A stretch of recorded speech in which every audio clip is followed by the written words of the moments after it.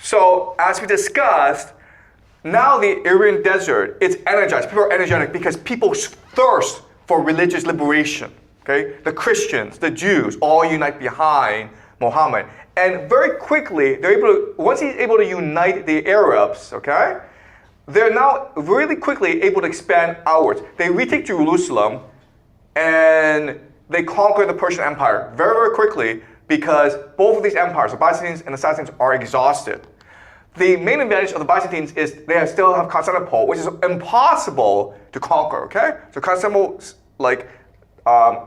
is safe, but everybody else falls to the Arabs, okay?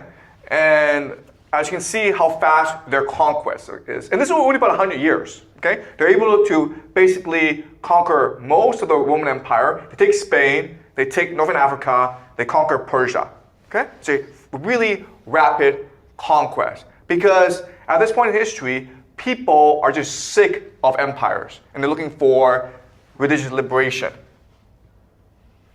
okay? And over time, as Muhammad dies, the Muslims will fight amongst themselves and they will establish different empires called caliphates, and they will break up as well. Okay? And this will give time for the Byzantines to reestablish themselves, and then Western Europe will become more and more powerful.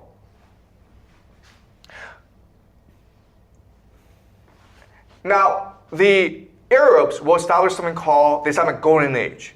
And this marks a time of tremendous peace and prosperity for the world because the Muslims are able to establish trade networks throughout the world, okay? Why? Well, because when you do trade, the biggest problem is one of trust, right? How can I trust you to take my money to somewhere else? But if you're a Muslim, you must swear to Allah. Okay? So religion requires you to be trustworthy, and that allows Muslims to work together and establish trade routes throughout the world. But you can't really trust someone who's not Muslim, but you can trust someone who is Muslim, okay? So these Muslims go all around the world, and including into China. And as such, the Islamic Empire is able to establish trade throughout the world, which brings tremendous prosperity to most of the world, okay?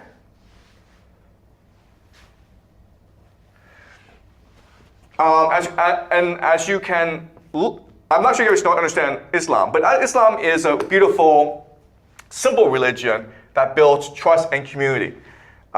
This is Mecca, and this is the Hajj, where Muslims come from all around the world and they circle around the Kaaba, the cube, okay?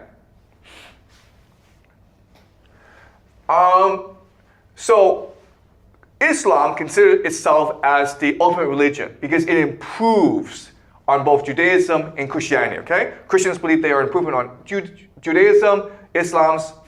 Muslims believe they're an improvement on Christians and Jews as well.